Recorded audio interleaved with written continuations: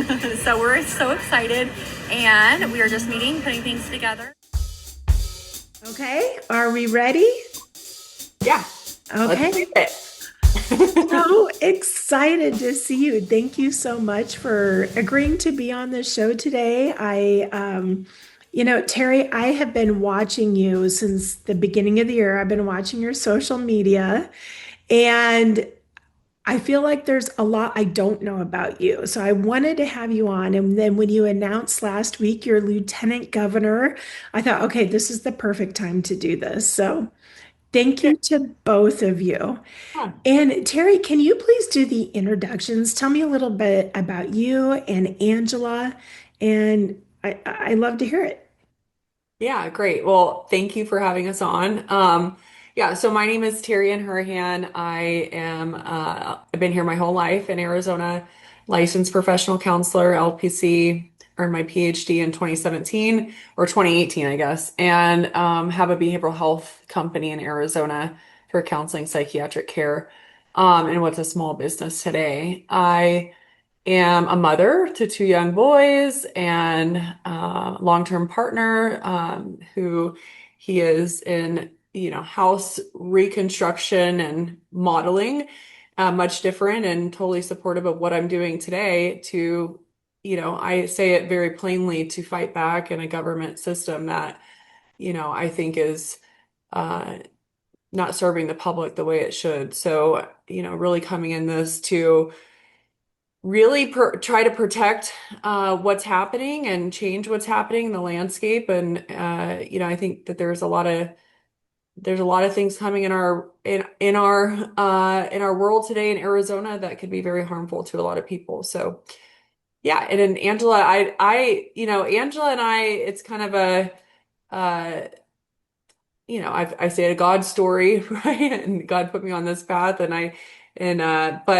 the she was talking to a friend of mine who I knew her husband was in law enforcement and died in law enforcement, uh, who in the line of duty. And in talking to her, I said, I really wanted a lieutenant governor that was like me, right? Was not with a political background, because I think right now that's important because what we bring is something new, right? We're not engaged or to the ideology of the parties and the party system.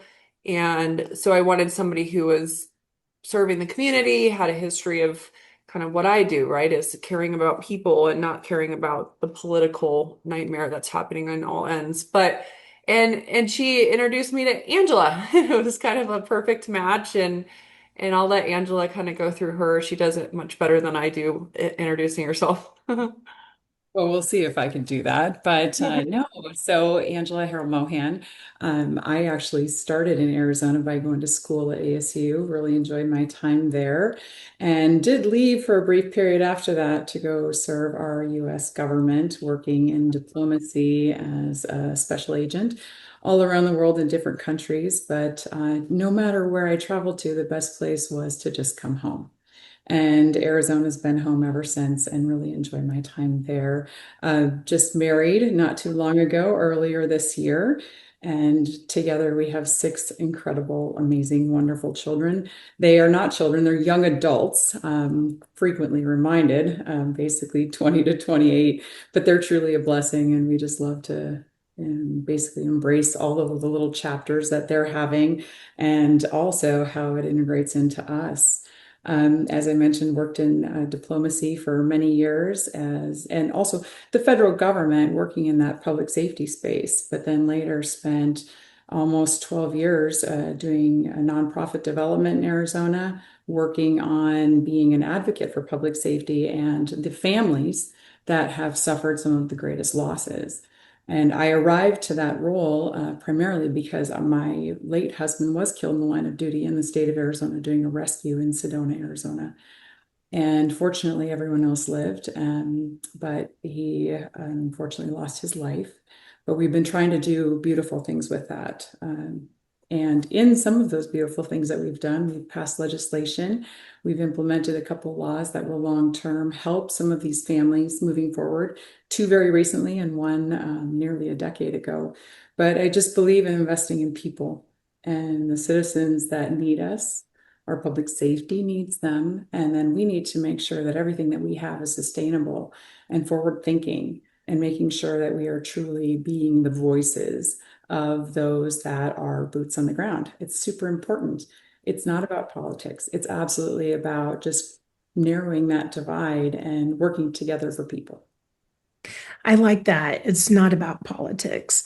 I think a lot of times people can get wrapped up into, I think this way, and this is how it's going to be. And you can't be friends. You can't. I think COVID really taught us a lot about that, right? And so Yeah. it's refreshing to have to see a campaign that's not just politics and one way or the highway. So Yes. that's very interesting. Yeah. Teri, I've been looking quite a bit at your videos about your professional career in Yeah. healthcare and all of that, and really what brought you to this point to run Sure. for office. But guys, I need you to understand healthcare is an issue. Okay. Who has healthcare that they can actually afford? I don't. I don't. You? Do you even have healthcare? I mean, I have emergency care only. It's the first time in my life that's ever happened where I literally can't afford healthcare. And many of you are the same way, right? Now, think about the people that need it the most. Obviously, we all need it, but those people that have medical ailments or diagnoses or disabilities, Kate, these people are at risk, or are elderly that are growing older each day and do not have the support and care. Guys, we have to think about this and who we put into government. Can you tell me a little bit about that? What Yeah. happened? Yeah, sure. Yeah, absolutely. So in 2017, I created a company, Teri's Health Services. It's still around today. I started that company just myself, and 8 months later, hired my first employee. And then by 2023, we were a team of 250 employees serving over 30 cities, 9 counties. We were pretty much in every area because we served virtually, but also in person. I had 7 clinics: Tucson, Cottonwood, Levine, 4 in Phoenix, and then Cottonwood, Levine, Tucson, Cottonwood. Yeah, okay, so 7 and licensed with the state. We were in school districts, so many of the school districts, including like Jones Gordon, which is a school district for children with disabilities. We served in Mesa School District, Lindale School District, and then private schools as well. And we would come in as psychotherapists. So many people don't know that school therapists are just, they're not just they're school counselors, similar level, usually a master's degree, but they're not psychotherapists or doing psychotherapy. So we came in and did psychotherapy. We'd have offices in the actual school, and many of these schools still have it. So like Mesa School District is one of the first to start programs like this, where there's around 8 to 10 agencies that actually go in there. We were one of them. And we grew very fast in COVID because we were one of the only healthcare companies going in person to serve people. And we do medical psych counseling and psychological services. We did a lot more too. But in 2023, I'm at the office, 9/22/2023, about 11 a.m., etched in my memory because it's very traumatic for me. I get a call from an employee and said, Teri, we're on the Medicaid suspension list, essentially for an allegation of fraud. And from that moment, I left that office. I didn't go back there for over a year and a half. And even though we still work there, and I went home. I met with my team virtually. I called my attorneys who had been with me for 4 years, and um, was in shock and trauma state for a minute. And then we got our discovery from Access. Took about 5 weeks, and I realized there was some sort of software issue happening because I'm an individual provider, but I also have a provider NPI. When you're a Medicaid provider, you have a clinic NPI. That's how the billing works. Well, my NPI was showing up on all these claims, which I knew we weren't putting claims in like that. So it ends up we go back and forth with the software company. We're using two at the time. I can't say the name of the software company because I'm in litigation right now with that software company. But they admitted to that I found defects in the system. They didn't know that I had been damaged. They're actually trying to get my business back, but they admitted it in writing and over the phone, that this occurred and I found it. So basically what it was doing is kicking my NPI into the individual NPI, when it was in the EFT billing code. So people who know billing would know that. So it kicked me into the individual. So while I had 150 providers in the field, it was kicking my NPI and it appeared as though I was providing all these services. Well, I wasn't. Now, the thing with Access and Medicaid, of which I speak out very loudly about, in fact, I did some reels yesterday, there's no due process, there's no phone call, there's no, hey, we see something strange here, what's happening? Nothing. They just shut providers down. And my story is not my story alone. And that's what I talk about too, is thousands of providers in the state of Arizona right now, this is happening to. And we have over there, I don't know how many, but even the Senate and, Senate or Senator Finchon, Senator Karen Warner, all of them talk about it. There's Senate hearings with Access OIG. And it's really, just last week, because I reach out to the providers that are on these lists and, hey, did you know you're on if you need any support? And they literally don't know. And you got to understand that their countdown is 30 days.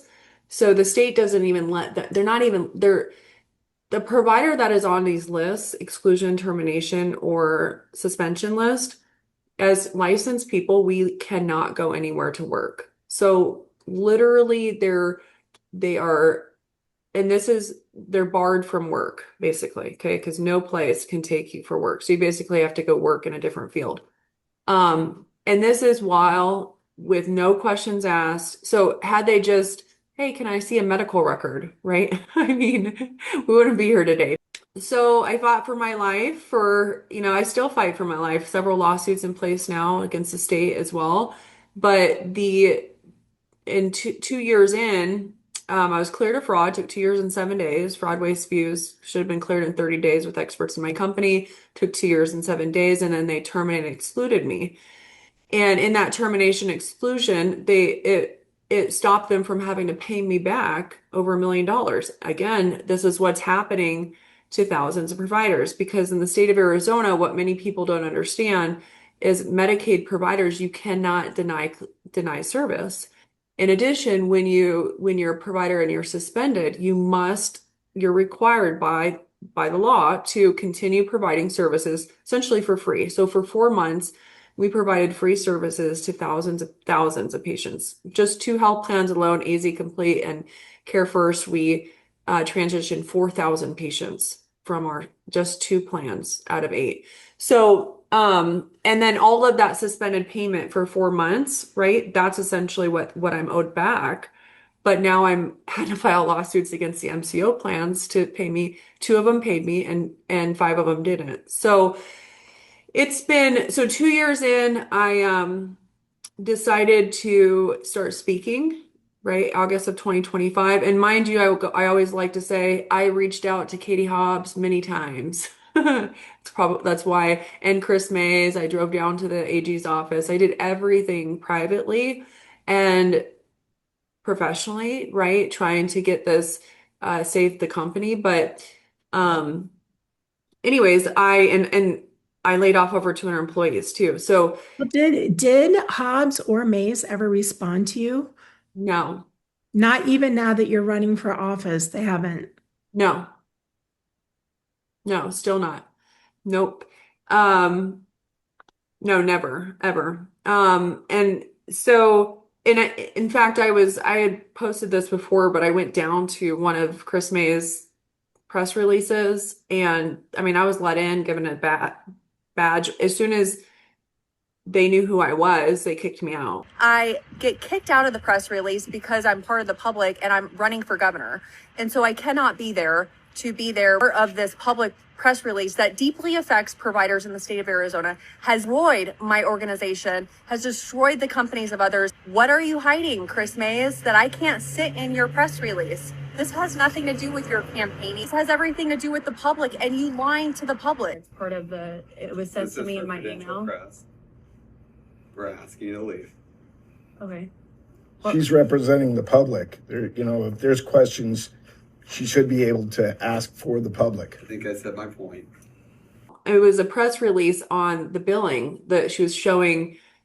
She did a graph on how much she has saved the state in fraud, in which I know is absolutely a false report, because what she's not accounting for and what she's telling the public is, oh, look at all the fraud we stopped. No, that's you. It's like, if you see the graphs, it's like literally you can barely see the line to services being rendered and paid.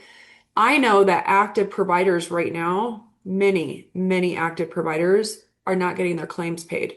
They're not getting money. So that's what the state does to people. They don't pay the claims for months and then they shut the provider down or they terminate them. I get calls all the time from providers that are like, they just shut me down. So what happens, and in my opinion, it's a way to save the state money. It really is. There's something very insidious going on in our state Medicaid program right now. So, and I plan to figure that out when I'm governor. So, and get these people, investigated. But anyways, I started speaking out 2025 August, and I quickly became a source of retaliation from the government, and I kept speaking and kept speaking, and then I was like, I'm gonna run for governor. So to try to fix this. So here I am on a mission to change what's happening in Arizona, as because again, there's just so many people that are being hurt. And I would say the entirety of our state is hurt by what's happening in the state Medicaid program right now, because what they're telling the public, sober living crisis, white vans, all this stuff, that is such a small window of people that actually did that, right?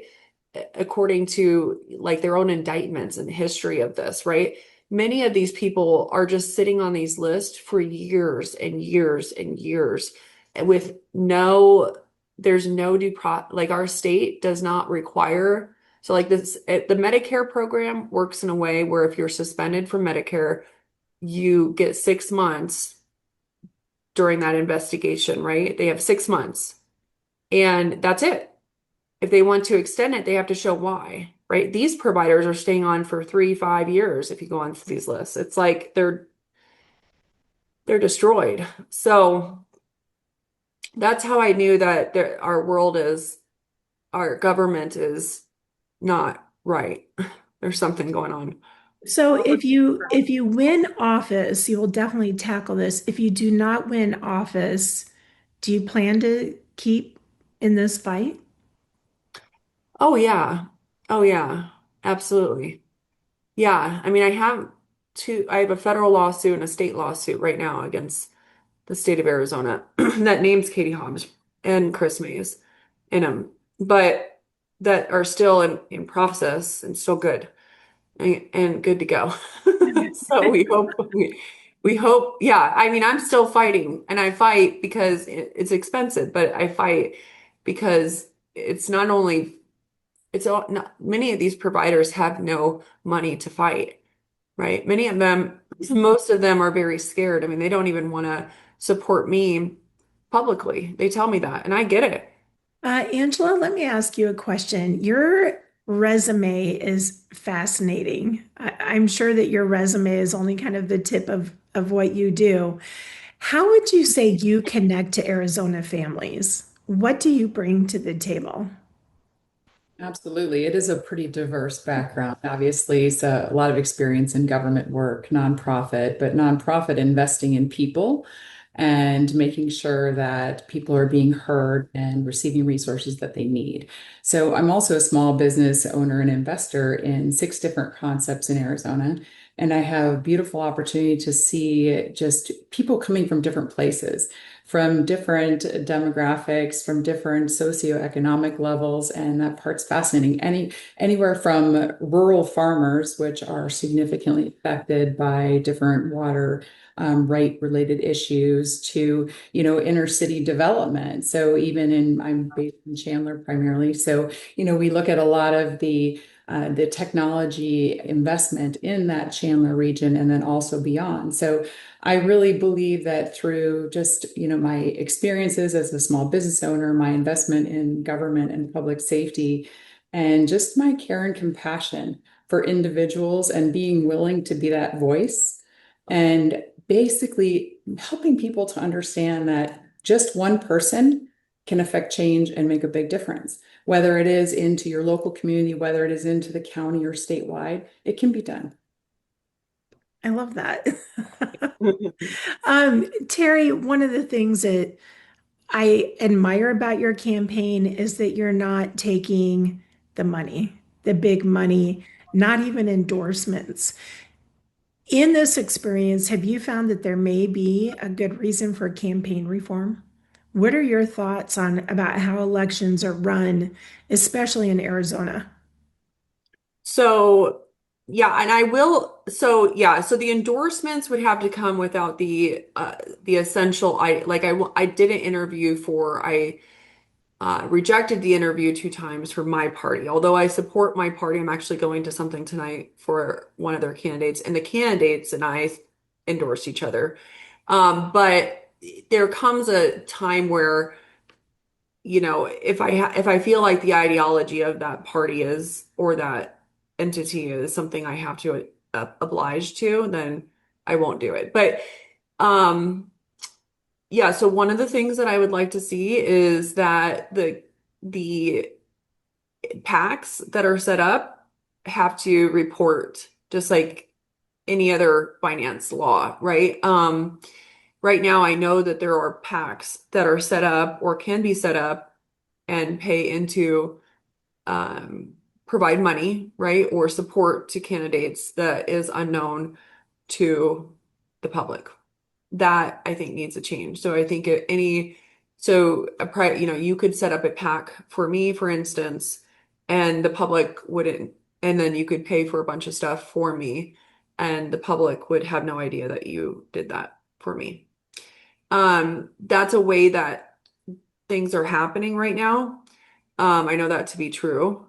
So it's that to me is disturbing, right? And it only further makes me believe that what's undergirding our big officials, right, our high top officials. I mean, like I ran into Andy Biggs yesterday, right? If you saw my post, I mean, he had no idea who I was. None. And I walked I outside can't with him. believe it. That was crazy.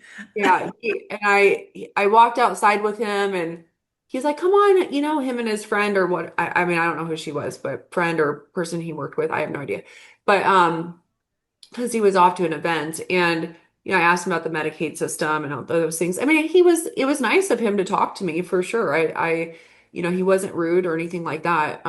But he didn't know who I was. I mean, there's no way he knew who I was. One of the first things people say to me when I'm running for, when I ask for donations or help or anything like that, and they find out I'm an independent, they're like, you're never going to win. Independents don't win. In my research for this, I went and I looked at the No Labels website. Yeah. You're not there. And so it brings me to a question. Can you tell me a little bit about your background? I understand that you voted Democrat, you have voted Republican. How did you end up No Labels, and why are we not seeing support for you in this endeavor? Yeah, so I am on there, but only on where you go to where it says sign pledge. And I don't think really a lot of the candidates are on there. And that's what is heartbreaking to me, right? I think honestly, their website just updated to say even no labels. So Okay. I got to be honest, like I think that just happened last week because I'm like, wow, it says no labels versus Arizona Independent Party. I think that they're still hurt over the fact of, Hugh Lytle. I don't know, Jen. Like it's just it's weird to me, right? I don't know. I'm a female. Okay. I'm not a millionaire. Those are the things that, those are the only things that I can think of as to what, why, and how. But prior to me coming in, when I came in, I didn't know Paul Johnson. I came in on 11/23/2025, and I met him on 11/24/2025 over a phone call. And he told me in the first sentence, if so and so, and I didn't know his name. He didn't say Hugh's name, but if he comes in, he'll be endorsed. So he told me within the first sentence that, you know, he didn't say to drop out yet, but then they were very nice and cordial to me. I went to the parties they were inviting. And then Hugh Lytle came in, and the Thursday before Hugh Lytle came in on the Monday, I was sat down by Paul Johnson and told to drop. His recommendation was for me to drop out. That was the best thing that he could say that I should do, and that I should endorse Hugh Lytle, get behind Hugh Lytle, run around and campaign with Hugh Lytle, hope that I can possibly be the lieutenant governor with Hugh Lytle. But he doesn't know because there's four other men that are running to be the lieutenant governor, so it's a fight. So he told me, and hey, you can run for a legislative district or a senator. And I said, yeah, I'm not doing that. And I guess I'll see him in the race. And from that moment on, when Monday hit and all, 40, press releases and all this stuff, Paul Johnson started lying about me in the media. So he started to say, Teri's not qualified. Teri's not, and I'm like, what? How is this? They started to say in the media that Hugh Lytle was the first one to come in the race. That's a lie. I mean, my statement of interest. So, and I would tell Paul, like, hey, because he told me if anything ever comes out that's false, tell me and I'll fix it. So I told him, like, this is false. Can you fix it with these stations? Like, this article is clearly false. Nothing. So from that point on, I disengaged from the party in a way that I still supported the party because I went out every day. I've never talked bad about the party. I've talked bad about Paul Johnson and Nicholas Wilshire about what happened. But since he lost, I did reach out to Paul Johnson after, and we had a conversation. I again declined the interview for the endorsement because I thought I'm the party nominee. I shouldn't have to interview, right? Um, excuse me. And I don't know, Jen. I think politics are an interesting breed, right? I think that uh, you know, it doesn't make any sense to me, right? And it doesn't Were make you surprised that you won, or were you pretty confident that you would win? no, I've said from the start I would win. Okay. Yeah, so I've said it's a calling on my life, right? This is not like I'm a Christian. That might sound weird to some people, but it is. It's when I when I went onto the news and they're like, "How did you do it?" And I'm like, and that's how I got the saying, people, Jesus, grit, because it's about connecting with people. I answer the phone, I answer the text. I'm out there in the public. I got 80% of my own petitions, shaking hands to people, talking about issues. Hugh Lytle didn't get one, right? He didn't have one. And I know that to be a fact because I challenged his signatures and I did that challenge myself. And so I know that he never did one sheet himself or one signature because you have to sign the back.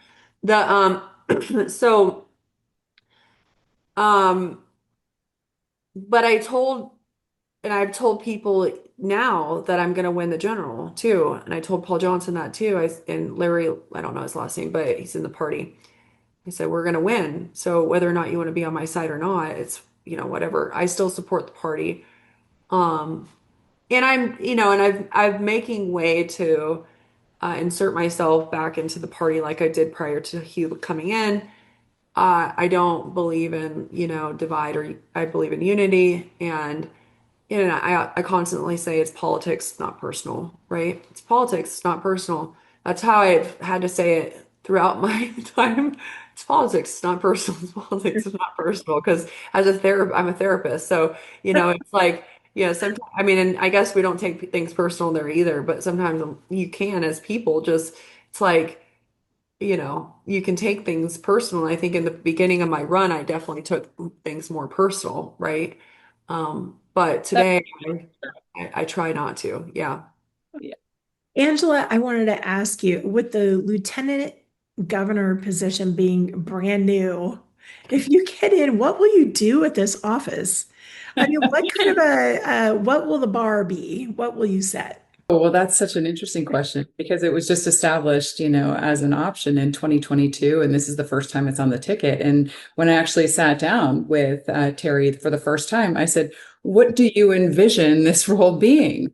Because I am simply a bonus in this, and there does need to be an establishment, and we're exploring the possibilities between does this lead into policy development strategy? Is it more of a chief of staff type role? Because there's already a great chief of staff role in place already. But if we're together, we're going to work on what that ultimately looks like long term, but making sure that we're complementing each other's efforts. And if I can help fill a void, I absolutely want to do that.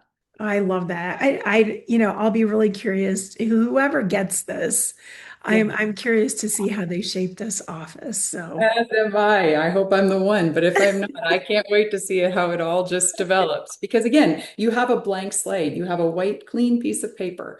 And obviously, we have a lot of other states that we can play off of because there's a lot of experienced lieutenant governors throughout the nation, and some that we can, of course, learn from.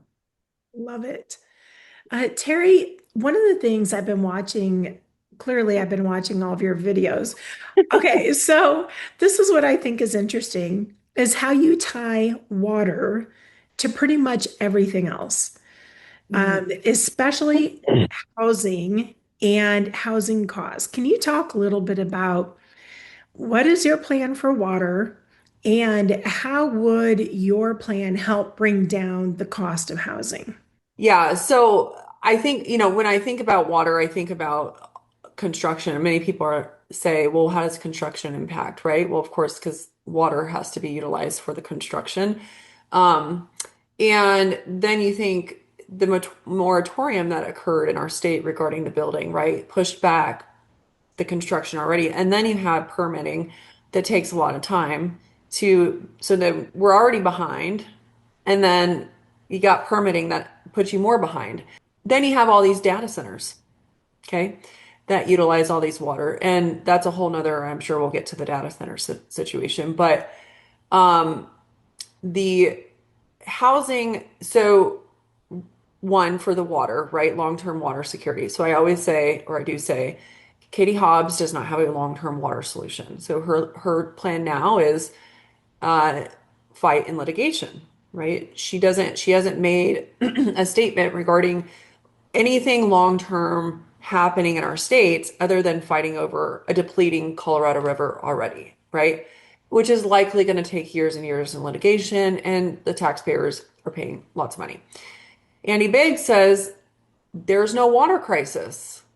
He's said it many times on Fox 10 and in live interviews. And so he's going to allow a lot of building to take place. In fact, he said on Fox 10, hey, these builders are really upset that they can't just keep building, and it's just like, well, that's scary. I say that there's a water crisis, right? And there's a water crisis that needs a long-term plan. I'm all for, I think, pushing back in terms of, if the litigation within the basin states needs to happen, it needs to happen. But also, there's a plan that's in place already in Arizona. Many people don't know about it. It's a $5.5 billion plan for a desalination plant in the Gulf of Mexico. It's already been approved. People can Google that. I found it by studying water on these topics, but I'd want to know where is that at because it's approved to start building in 2027. So I don't know why it's not being talked about more regarding when it's going to start, what's happening with it, The other thing is conservation. So many people don't know that we actually have conservation methods in Arizona. Okay. If you look it up, excuse me, there's actually time periods for each of the cities to use water, but it's not really enforced at all or at all. In my life of being here 41 years, And I talked to my mom too. She's not from here. She's from Iowa, but we've been here. I've been here my whole life. Um, she's never had it enforced, right? I mean, I have desert land, but it's not enforced. Okay, if there's a leak down the street and there's water gushing out, I'm in Glendale, it stays like that for 3 days. If somebody's pool is, I mean, nobody is coming out. So in Nevada, Nevada has conservation methods that it's like a bell that goes off, right, in the state. And if somebody's overusing water or they used it more times, they actually go out, right? They can cite the people, those things. Some people have said, well, I don't want to be controlled in my water. And I say, well, it's not about controlling water, right? It's about conserving water so that we have enough, right? And I think if we do some of those methods, in addition, Nevada has where they reuse almost 100% of their water that's indoors, not outdoors, indoors. People are like, that's really disgusting. Yeah, when you think about it, right?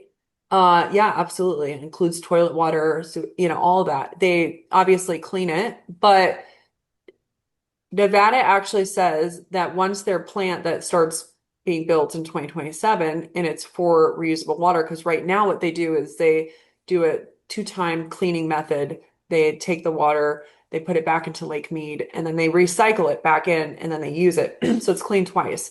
Now with the plant, they'll be able to recycle it once, right? So it's gonna increase the amount of water and the fast rate of it coming. We'll be a drought-free state.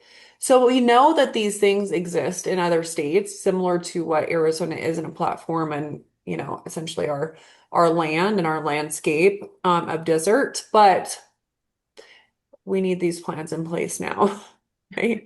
So we can have long. And then when we get to the building place, creating easier access to permits, allowing more, affordable housing to be built. In addition, there's a lot of vacant land or vacant buildings that could be for affordable housing versus having to build brand new placements. So becoming more, Arizona is very spread out. So if we reduce that and create more of a landscape where we build a little bit closer in, essentially, right, in ways that we can, because again, it's related to permitting and how you can build.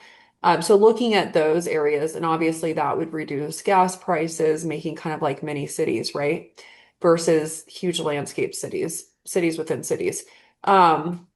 So yeah, so I think that there's a lot we can do regarding affordable housing and people being able to, again, afford to have a house. Because, I mean, I don't know, people can't afford to have a house. House owners can't easily sell homes some days, especially depending on what the house is. And people can't afford to buy. So we have a weird system and people keep coming here. So it's interesting, right? What's happening in our state. Apartments are booming, but they're just as expensive as a house right now. You Uh, bring up an interesting point about building in. So I live out in the West Valley, and we're seeing a lot of these communities starting to pop up even 20, 30 minutes further and further west. Is yeah. that something that you would like to see maybe examined or talked about a little bit more at the state level? Yeah, I mean, that's kind of how Arizona is. It's just this huge landscape where we just build out and out and out and out, right? And I think that that has to do with a lot of the permitting as well and how they can build.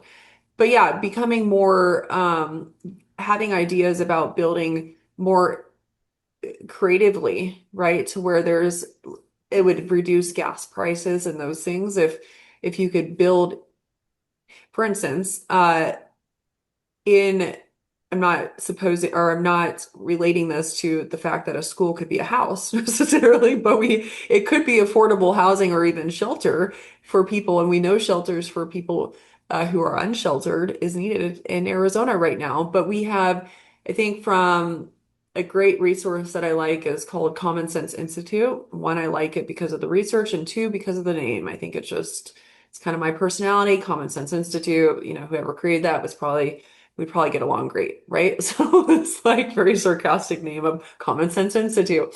But they have great research. It's claimed to be bipartisan, so not a single source of either side. But they state that there's over about $12 billion of real estate of schools that have shut down, right? Now people are saying, oh, the school choice and ESA, that's what did it. That's not actually, according to their research, uh, that's not actually true. Their research shows that, and I know I'm coming off this a little bit, but the research shows regarding schools shutting down, yeah, some of it is ESA, but it's also, when we come back to the housing, people can't afford their houses in these cities anymore. Okay, so what are they doing? They're moving.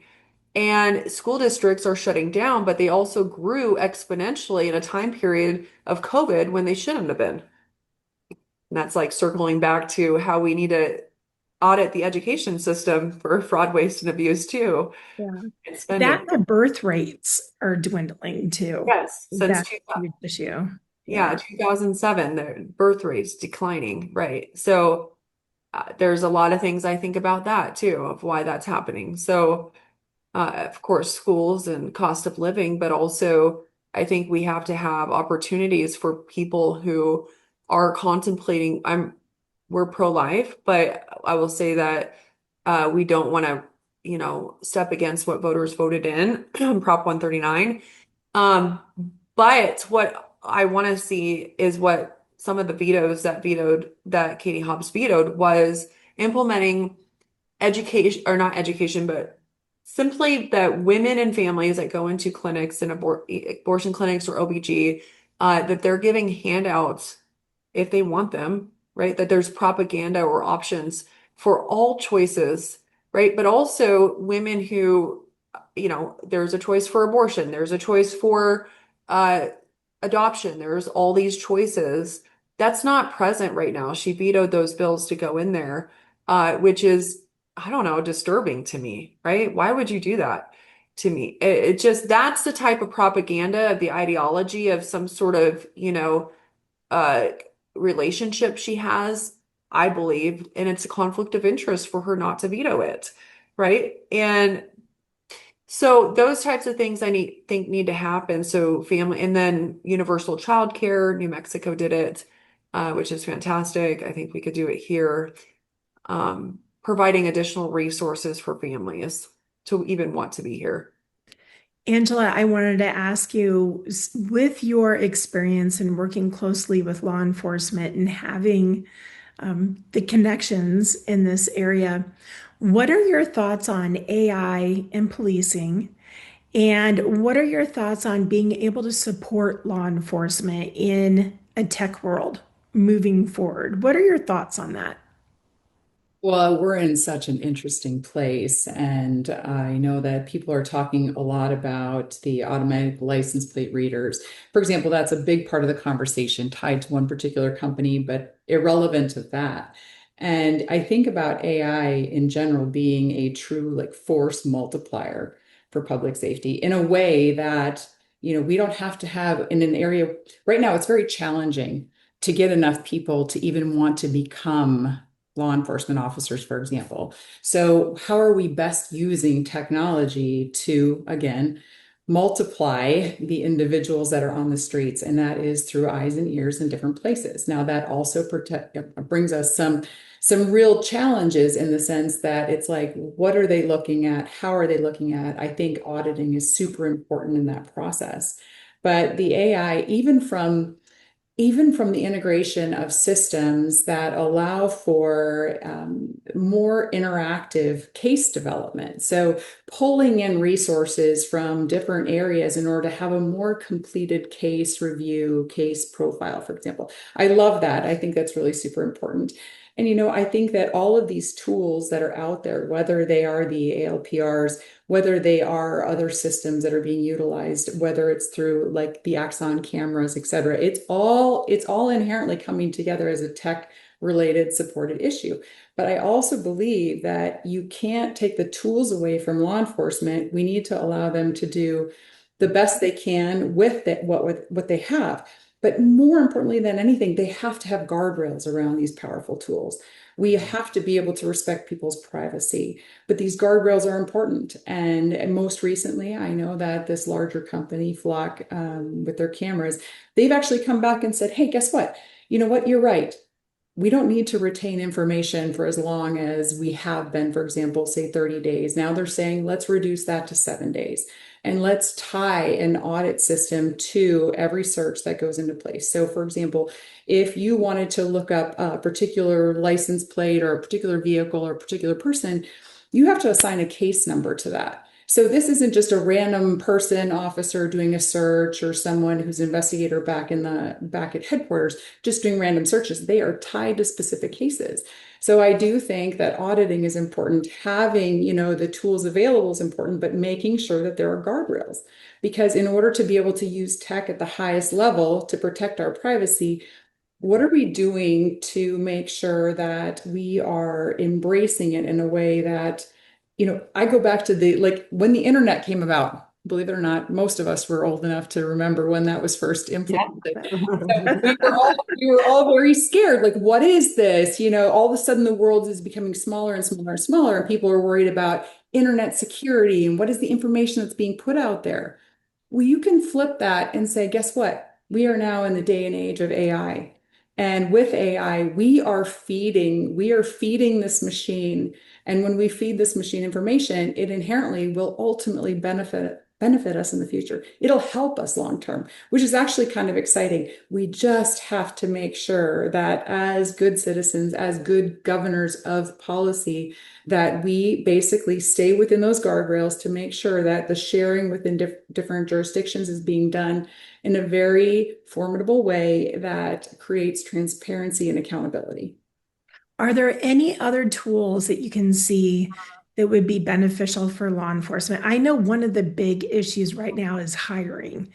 A lot of these police departments are short-staffed. Do you have any creative ideas for that? It's so challenging. We live in a day and age. It's also tech-based, right? We all live on camera. Everything we do is either being recorded visually or audibly or whatever. And it's really tough because we need to get back to the idea that people can just be people and they're not always on trial. So when that comes down to being, kids in college, we have a dwindling participation in programs like criminal justice, fire safety, in security in different capacities. So I think getting in front of people, making sure that we're really, really leaning into recruitment, and then people come back to that love of country. I mean, come back to the idea that, we are all in this together and we're here to help each other. And you do find individuals that really want to lean into that, but we also cannot sacrifice our standards. Because if you have someone who wants to be a law enforcement officer and you have this significant debt of officers backfill that's necessary, don't limit your standards. That's important. Making sure that we're basically educating those individuals that have interest early and often so that they can make sure they can pass and that they can train and they can ultimately get to the place that they want to be, into that career that they want to serve in. So there's the recruitment piece, but there's also retention. I say the 3 R's. So it's recruitment, retention, and then retirement. So how are we addressing that trifecta to make sure that when we see we're going to have a mass influx into retirement, we need to focus more on either retention and or recruitment, but those three kind of go hand in hand.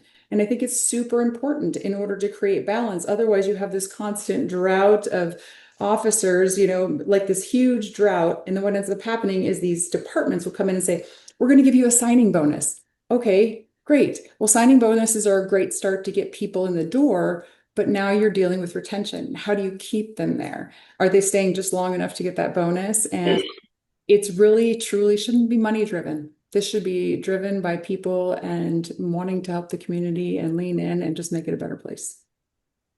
Teri, I wanted to ask you too about automated license plate readers. I think it's a big issue for me. I've been following it for several years, and it's like in the last 2 weeks, this issue has exploded all over the country. So here in Arizona, the big issue for 20 years has been the kind of ALPRs that catch people speeding and red light cameras. Yeah. And we're finally going to see a proposition this year on the ballot so people can have a vote on that. The other kind of ALPR are your flock cameras, your Axon. There are various makers in all of that. Where do you stand on either one, whichever one you want to speak about? But where do you stand with that and balancing that with the Fourth Amendment? Yeah, good question. So, it's kind of it's an interesting thing, right? Because we want to protect the Fourth Amendment as well as all the amendments. I believe in the Constitution, so does Angela. And then public safety, right? And at what point is it crossing over to create situations where our constitutional rights are being violated? I think that that's part of the reason why many states are going away, including cities in Arizona, are going away from the flock cameras, right? Is because of the privacy issues and the Fourth Amendment. Um, I, it's, I'd like to see, I don't want to take away resources that, and I say this in a general way, right? Not just concerning flock and all this other stuff, right? That allow for, like, if my child was kidnapped, a flock camera could be really helpful to get them back to me. And so in those ways, these are positive, but they have to draw a line in the privacy areas, right? And I think what we're seeing today, which I'm happy about, is police officers and public safety or people that are stepping outside the lines of using these are being fired, right? Are being terminated from their employment because and so it's nice to see that there's seemingly some guardrails around what's happening. I've never been a fan of the red light things, because it's just not, they don't really work. The person can simply take a picture of another person and send it in. And I mean, it just doesn't, they don't really work. I think they're expensive. They're a tool that hasn't been shown to, in my opinion, to make a difference really, other than, scare somebody as they go through the light. Uh, but yeah, I think that there has to be a fine balance, right? And I think right now, I don't know if there's a balance from what we've read, regarding and listened to you as well, of I don't think that there's that balance that's in there right now, right? I think that's what Flock is essentially is hearing and seeing, is like, oh yeah, this is a violation of privacy, right? But at what point do we step into other access of routing, like our phones and our computers and all these other things that are tracked, that people, you know, how much of that is part of just a system of, like, what we're seeing in general of, my gosh, we are being tracked everywhere we go, literally, unless I go outside and run without a phone, without a car, without anything, I just run through the bushes. I'm not tracked all of a sudden, but I mean, outside of that, I mean, my watch will track me, my car will track me, my internet tracks me, my phone tracks me.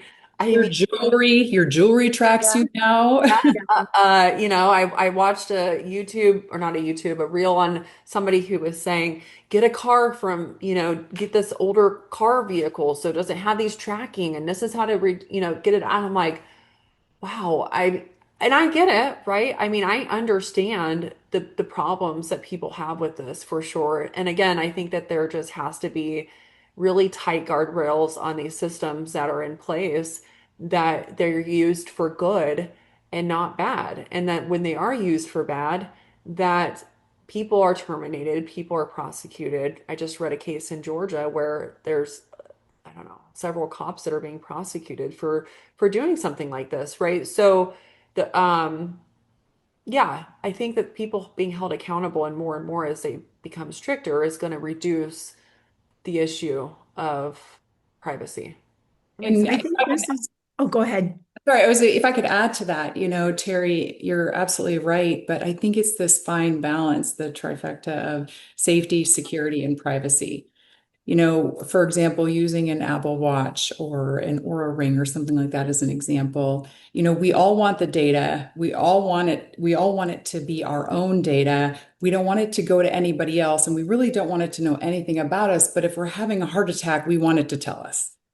So if you flip that around and now you're looking at a camera or something like that, it's a really fine line. But if you do have an Amber Alert that goes out and you have the ability to locate a kidnapped child, everybody wants that. That's fair. But how far are we willing to go to, have those kind of surveillance systems in place, whether they're in a private facility, whether they're in a public area?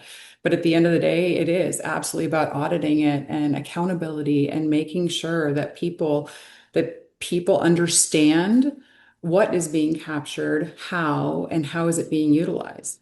I think that. I think it's not just people. I think it's the council members. Mhm. I think it's, a lot of this technology is being put in place without a council vote. The councils don't like here in Goodyear, 3 cameras went up before the council even knew what it was. And Yeah. they were specifically told it's just a picture of your license plate. Well, I got my records. And it's more than just a picture of a license plate, and my data was wrong. There were Wow. pictures of other people's license plates tied to my data. And when I asked the police chief here, hey, can we get this fixed? What can we do? It was no. Not only was it no, but then Goodyear made a policy to make sure that no one else could FOIA for their information. So I Wow. keep thinking in my head, if this is such great technology, why aren't we transparent about it? Yeah. Mhm. I think there are some valid So, questions. yeah. Well, And so in it's that case, relevant no matter what. yeah, I think in that hearing that, I mean, I would absolutely stand against that. So I've been pretty regarding like the detention centers and surprise and vocal about, you know, the community should have a voice in these things happening, right? And I also think communities should have a voice in cameras going up. And I think that if the data is so wrong and we're not going to be public and transparent about it, I think that's problematic. And so as governor, I mean, I would stand against that. So I would create, push for new legislation and policy to ensure transparency and public privacy, but also that communities are being able to vote on these areas, which I believe in very much. I live, And that is inherently yeah, good government protecting both sides. yeah, But and Mhm. I have a real problem with people trying to like hide stuff. I just find that really repulsive. So I've seen that a lot, right? When I call it shining light. People are like, stop bashing people. I'm like, it's not bashing, it's shining light on the corruption that's happening in Arizona or a behavior of a public official. And if light makes them feel uncomfortable, that is a point, okay? Because what's happening is people essentially are being harmed. Like your data, that's wrong. I mean, that's not just happening to you, right? That's going to be happening. And that just shows the fault of the system. So I guess with that and knowing that, I mean, I'd really want to create, uh, really look at how Arizona is being, how their cameras are essentially being, and it obviously I can't see them today, right? So but we can know that I won't be getting paid by them. And if I saw those things happening, right, I wouldn't want cameras because ultimately it's harming people. It's kind of like the Access Medicaid system, right? Great. You're auditing for fraud. Awesome. Stop shutting down providers because you don't have it's an administrative burden for you. That's what they call it, administrative burden. They shut providers down because they don't want to go through the paperwork. That's not fair to people, right? And so, It's definitely, I've done so many interviews on the issue, and I have interviewed everyone from every angle, every party you can think of, and it's the one issue that unites everybody. So, yeah, everybody has an idea about this, and I'll be interested to see how this all moves forward, and especially if you're in office to see how you tackle this, definitely. Yeah. And there's another issue, Angela, that I wanted to talk about, and that is school choice. As a mom, and as an Arizona resident, what are your opinions on empowerment scholarship accounts? Where do you see this going? If the two of you are in office, how will you tackle this issue? Well, I do believe in school choice. I think it's incredibly important and accountability across all of the systems, no matter if it's ESA or a different venture. I do think that auditing is important between public and charter and ESA expenditures. I think that that's super, super critical, and making sure that really that funding does follow students. And I think that is where we keep talking about what are we going to do with schools, schools, schools, but what about the kids? What about the actual students? Do they have different needs? And I can speak from my own experience. My kids did not attend, well, they did. They attended traditional school, then they attended a private school, and I had to find the best fit for my child because I knew that as a parent, as just a citizen of Arizona, that was the most important thing. Because if I want them to become successful adults, then I need to make sure that the system is going to support them in that. I've been known to push back against the system, and I don't have any issue there because I think if it's for the greater good, especially if you can help a child manage through and make sure they have access to resources, including mental health support, including additional services that may be provided underneath or associated with an ESA, that's critical. At the end of the day, absolutely, I'm about defending the student more so than about defending the system. And I think that together, if we can work together to increase counseling activities and availability within the school, I know that Teri would support that too, of course, because it's really important that we start with our youth and we honor them and basically help facilitate them being the best possible person that they can become. So again, I just go back to the fact that it is about school choice, but it's absolutely about accountability across all systems. School boards, it's the one office that has the biggest impact on our local communities and our neighborhoods with taxes and the kind of amenities that come into our neighborhoods. Have either of you been on a school board or gone and spoken at a school board meeting? No, No. Okay. no. Okay. And do you see any reason for any kind of school board reform or education or training here in Arizona? Training to staff or training to, Do school board members? oh, to school board members. Mhm. I mean, I think any type of training would be positive, right? I think any type of training to people in positions would be a positive thing. Yes. I think in government, especially in a governor's role, right, listening and understanding what's needed and what's helpful in the community, which, I think training is absolutely needed. And school settings we're failing miserably, right? So public schools are failing miserably. And I don't want to blame the students and I don't want to blame the teachers because ultimately they need support. I mean, we're again per pupil amount paid, we're one of the lowest states. And I realize that's regarding taxes, right? So to not increase taxes, but create a system where teachers are paid and want to stay longer, right? Or do stay longer also helps the students, but reducing school, the amount of children in the classroom. I mean, what some teachers are at 25 students, first graders. I mean, how can that even, I don't know how do you teach how do you I teach? wouldn't be able to do it. Yeah, I mean, I have clients that are teachers, I'm a therapist that I still see clients and they're teachers. And I have a first and second grade, two little boys, and they're in public school, but public Montessori school. But I'm like, how do you teach 25 kids? She goes, you just don't. Like, there's just no way, Teri. And I'm like, it's just sad. It's a huge I issue. mean, how do they learn to read? Well, yeah, and so again, it's like I feel like Arizona just in general doesn't want to put a lot of resources behind children. And it's really kind of our bread and butter, and we need to increase our population with children being born, essentially, right? And which is part of the reason why schools are closing. with less enrollment. But I want to make schools, public schools, a place where parents want to bring their children back to, right? Yeah. That's particularly why the charter school system is growing exponentially. People think of the ESA program as taking away from the public school system. It's actually not it's not the program that's taking the most away. It's actually the public charter school that takes the most money away because of the smaller classrooms and kind of focused work that they do, which goes away from what the public school systems are doing. And I also think that charter schools also allow for a different type of ideology, which we're seeing a lot in some of the public schools,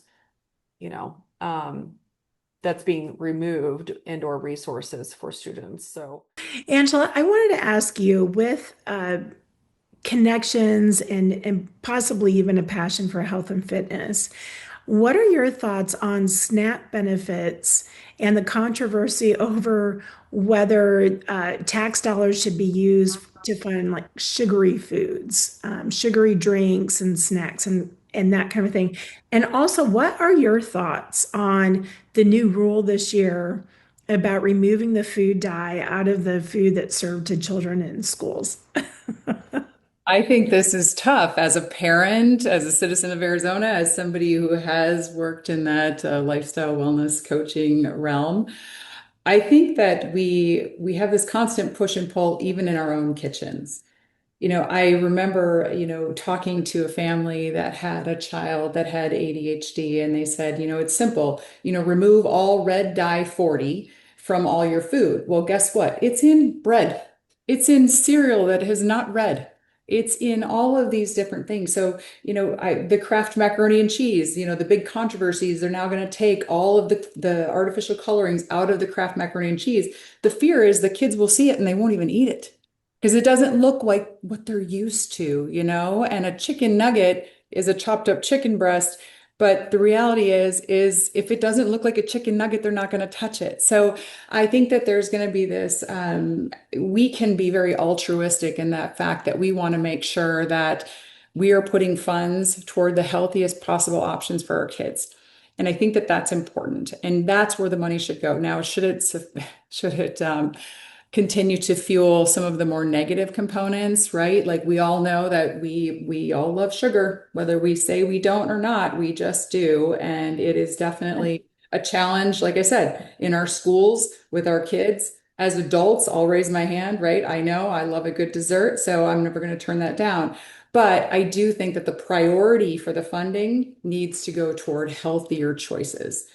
Unfortunately, kids still will be kids, adults will be adults, but we do need to just provide guidance to people to make them more aware and direct funding, higher levels of funding toward those items that fall within that nutritional pyramid, no matter which way you turn the pyramid. Sometimes it's this way and that way, and they keep redistributing it. But at the end of the day, we all know what's good for us. So I think that when it comes to funding, obviously focusing on nutritional value, and then on the other side, removing some of these additives, of course, that's important just in general as a population, not just in our schools. But if we don't start with our youth, where do we start?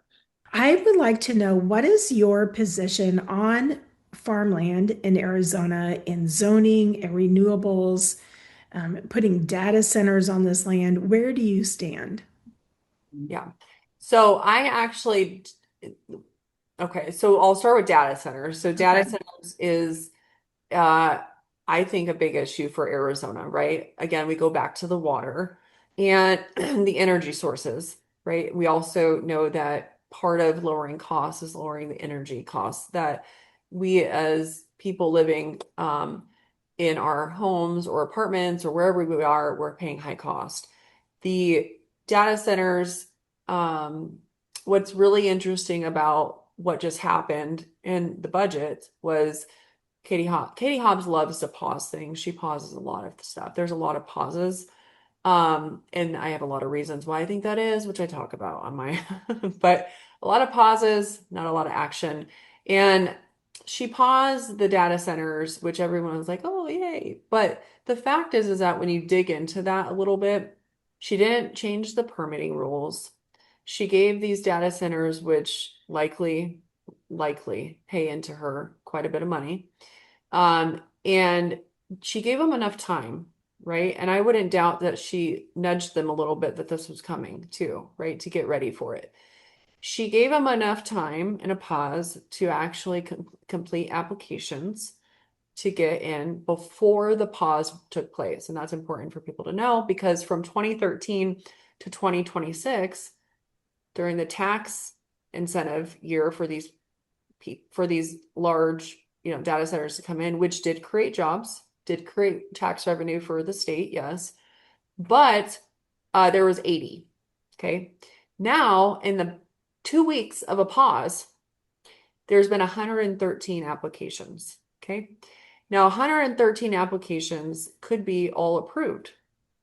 So essentially, her statement of, I'm going to save the state $56 million is actually false, right?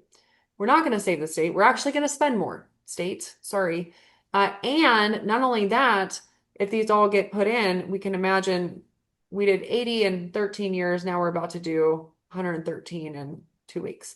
So again, it doesn't mean they're going to build right away, but we got to slow the range of these data centers and making sure that the water usage and the power that they're using is not utilizing what needs to go to Arizona families, right? So renewable energy, those types of things that they need to come up with and pay for it themselves. When it comes to one of the things in Apache County and Navajo County that when I went out and I actually have conversations almost daily with different reporters that are out there. I visited Lava Run. Lava Run is a group that stands up against the windmills that are going in throughout those counties, right? And one of the things that they're upset about, which I would be too, is large industries going to homeowners who have large acreages saying, we'll pay you every month or whatever it is, right? To put a windmill farm. And there's no legislation in these areas to actually stop that, right? So it's kind of like now, including Lava Run, are trying to catch up, get legislation put in place so that these people can't continue to accept the money. And I don't blame people, right? You're struggling, you're suffering, you can't pay your bills or you're struggling to make a living. And then you get, Joe coming up to your door and saying, hey, we'll give you all this money. Let us put all these windmills on and I don't blame people for saying yes, right? But then it causes destruction to the land, to the neighbors that now don't get actual land to see out their door, but they get to see a bunch of windmills, right? And they can't do anything about it. But then renewable energy, right, in general, I think is a positive thing. I think again, you have to look at does the county, does the community want it? What is the vote on these things? Are we listening to people? Is it bringing back into the community of which it serves? Many of these windmills, renewable energy actually serves either other states or urban areas in Arizona. It doesn't even go back. And that's one of the selling points is to them and the community, it's going to come right back to the community. And the community will tell you it's not happening, right? We're not seeing it coming back to our community. We're seeing it hurt our community. Protecting farmers' rights to water, obviously serving the community in that way and helping them because I know that they're struggling in ways to keep their farms continuing. Yeah. If I could add to that just a little Yeah. bit, as the proverbial Midwest farmer's daughter, quite literally, I see a little bit of the challenge talking about renewable energy because whether it's windmills, like you had just mentioned, Teri, or whether it's solar panels, I think that that's a big topic, especially in Arizona. We have all of this access to sun and what are we doing with that? And can we convert it into sustainable energy, which I think is important. But I think there's that concern about potentially looking at sacrificing agricultural access to land versus putting solar panels on that land. And I've always said, I'm like, oh, I don't know who was the great, wonderful, amazing grant writer at Arizona State University. And they may have them at other schools around the valley or around the state, but I know ASU does, because when I walked in one time, or I was walking around the area by the campus, and I looked up and I thought, wow, they put solar panels on the tops of all of these massive structures that they built. And I thought, good for them. That is how you lean back in and you reinvest, rather than taking that same, square footage of solar panels and now you're putting them on potential farmland, agricultural developmental areas. You're taking from someplace. This is just adding to. So kind of coming all the way back around, you talk about, affordable housing and reinvesting in our communities and investing in these big box stores that maybe have gone out of business. Let's cover the roofs. Let's reinvigorate those areas so that we can lean into our community and then also help create some sustainable, renewable energy. That's exactly Casey Murph's point. Really? You have all these huge parking lots. You have Yes. all of this area that could use shade structures. Put the solar panels on Yeah. and not take up this ranch land and farmland and everything. Correct.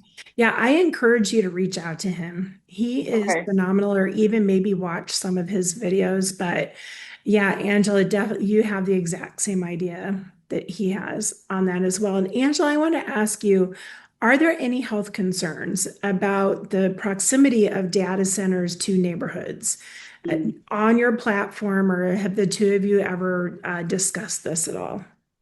We haven't personally discussed it much. However, I do believe that I know that, for example, I know in the East Valley, they had built a large scale data center and people have mixed feelings about them. Obviously, they bring jobs, which is a beautiful thing, but they bring more jobs initially than they do long term. So it's more surrounding the construction basis of them. But then long term, what is that mittens? Right? They talk about back in the old movie, I think it was Aaron Brockovich. There's all sorts of different people where again, I'm dating myself, but you go back and you look at just what is happening from the exposures that were happening, that we are currently having within our communities, no matter how close we are to those data centers or not. I actually believe that it's going to take more time for us to truly study those areas. But I also think that the responsibility goes back on the developer and the owners of those data centers to make sure that they have the appropriate insulations in place, that they are doing things to mitigate exposures beyond their walls, into their waterways, into their soil that excretes around the area. I think that that's critical, because otherwise we don't want to end up in one of those headlines that now we have bigger issues that concern our youth, not just, are they going to be able to have access to the right amount of food or the type of food, but now we're worried about just their general home environment because of those excretions, whether they're ambient or whether they're subterranean associated with these data centers. I live out in Goodyear and we have several data centers out here, and we have our Buc-ee's. But my we have a Buc-ee's. But our taxes are not going down. I think a lot of times there's oh good, we're going to get this big corporation out here. How will this benefit the community? Do you have any plan for bringing taxes down, or would you like to see taxes go up? What is your stance on taxes? Yeah, definitely not go up. Definitely not go up. Like to pay more tax. Yes. I've talked about before, like the property taxes, right? Florida did it. It was a big thing. I followed it. The governor actually got it signed in. It's a whole, it's not overnight, right? People think it's overnight. It's not overnight, just like the ESA program that took 10 years before an expansion. But I think that there are certain things that we could look at and do. I definitely don't want to increase taxes or have that on the agenda. I don't think that that is needed. Decreasing taxes, I've talked to people about it. What's interesting is Kingman does not have property taxes, or they're very low, which when I was out in Kingman last weekend, I was very surprised to hear that. I don't know why I didn't know that, but the, and Kingman is a beautiful city. I love it. But so looking at a ways maybe for people with fixed income, right, or elderly. Somebody talked to me yesterday about Terry, people are losing their homes when their spouse dies, right? And they are left with one single income of Social Security. I talked to a woman in Kingman who said, I went to the farmers market there, and many of them elderly people, and many of them had jobs, and then this was like their second job just to pay some bills. And one woman said, I only make $1 over my Social Security is only $1 more than my rent, and I don't even think I'm going to be able to pay my water this year or this month. And I'm like, and she's 80, she's 82 years old. And I thought, wow, this is incredible, right? That we're seeing this situation that's occurring across the state regarding, but then I think, man, look at all the tax money that is just misused, thrown away. I mean, I can think of so many, I mean, Medicaid fraud, right? I can think of the fact that Medicaid uses, many people don't know this, but state employees are permitted to utilize outside counsel. They actually, all of these access cases, so, 3,000 providers, right, hire an attorney, fight this case or appeal it. Guess who's, it's not the AG's office, it is private attorneys. Who knows how much money, probably that has to change. First, it creates a conflict of interest because the law firm is taking all this money. What they don't want to advocate for the public, of which they should. So that alone, if we took away private attorneys for state employees that is paid by the state, I mean, holy crap, that's a lot of money right there, right? So I think we can look at how can we allocate and change taxes around the state to save people more money, reducing. I also think when we think of energy sources too, how APS and SRP and those would fight back on those areas, right? And I think competition in each of, like, I should be able to choose between which, do I want to go with APS or SRP? I think that would help to bring competition into our utility companies so that we stop seeing the influx happening across our state. Because if you had competition, right, just like Walmart's on every corner, now we have to, like, Fry's down the street has to, lower their cost a little bit because I love that idea. In fact, I saw the video where you were talking about that. And just this morning, I was talking to my husband. I'm like, has it ever occurred to you that when you move into a home, you're just assigned your provider, that you can't choose? So I thought that was a great idea, actually. Yeah, and there's no reason why we shouldn't be able to. I mean, when Cox Communication, we all have an interesting, perhaps I have an interesting relationship with Cox. At one point, Cox Communication took over our state, but today we have so many options. I mean, so many options from Verizon, from, I mean, it's just like, it's really great to see that our only option is not Cox, right?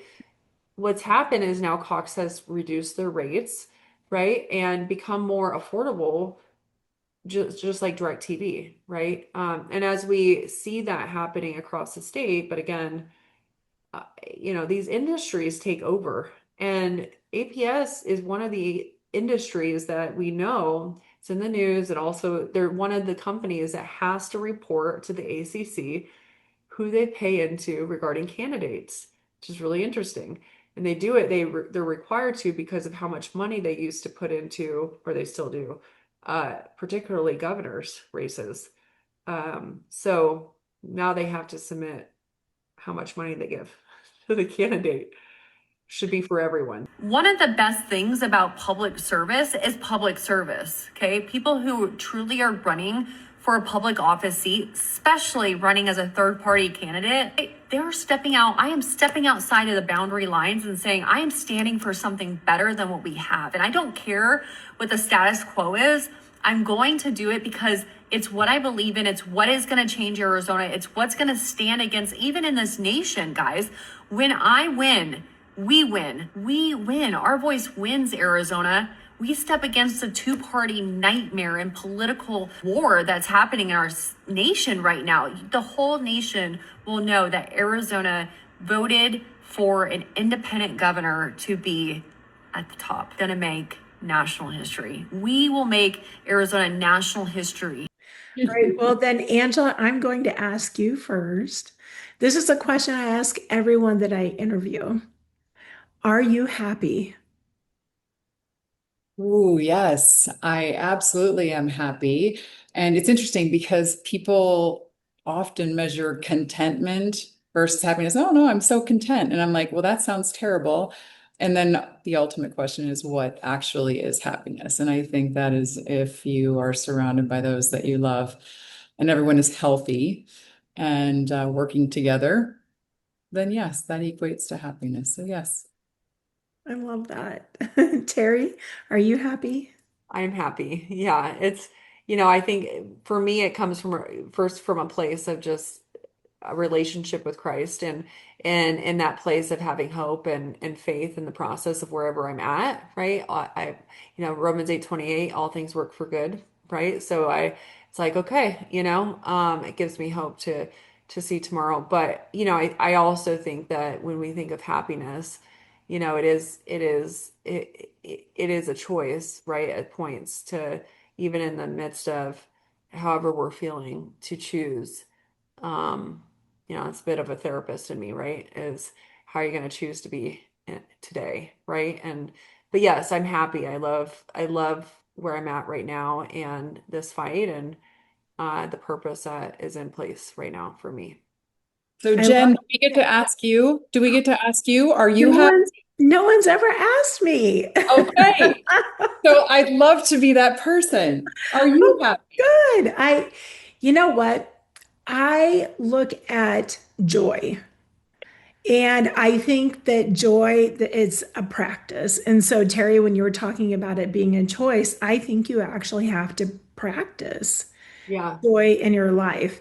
There have been times, my dad died a few years ago, and man, that happiness factor, there was just no happiness for a long time, but I still had so much joy because I tie that to being grateful and realizing that there's just so much good in my life and in the world. And so when you take, oh, am I happy? Am I sad? That's one thing, but being able to be grateful and find that joy, that's just a constant. And I'm very, very grateful for that and fortunate for that. So, but thank you for asking me. And then, Teri, I have the hardest question left. I'm sorry I have to do this to you, but I do have a gotcha question. Okay. You have been all over Arizona now, and I need to know what is the one coffee shop that I need to go to? Oh, that's funny. Um, oh, I just put it into the Kingman one. So it's called the Green Okay. Garden. Is the green what? It's the Green Garden. So Mhm. I have a post on it. It's just an amazing, it's called the Green Garden. So I just posted it a couple days ago. So yeah, when you walk in, it's a complete, like, every type of plant, live plant that you could imagine and flower. And then in the very back, there's a really quaint coffee shop and it's just an amazing, it's like a small experience, but really amazing experience to walk in the midst of so much garden. Yeah, and the owner is really nice as well. So, yeah, that would be my recommendation. But I do like the Daily Drip in town. I don't know if you Okay. the Daily Drip in town in Glendale. That is very good. Yeah. Well, it looks like I need to take a road trip then. Yeah. So, Route 66. yeah, exactly. Well, thank you both so much for your Yeah. time. I just really appreciate it. And I wish you both the best of luck. And let's stay in touch. I Yeah. can't wait to see what your future holds for you and thank you. Yeah. Thanks, Jen. Truly a pleasure.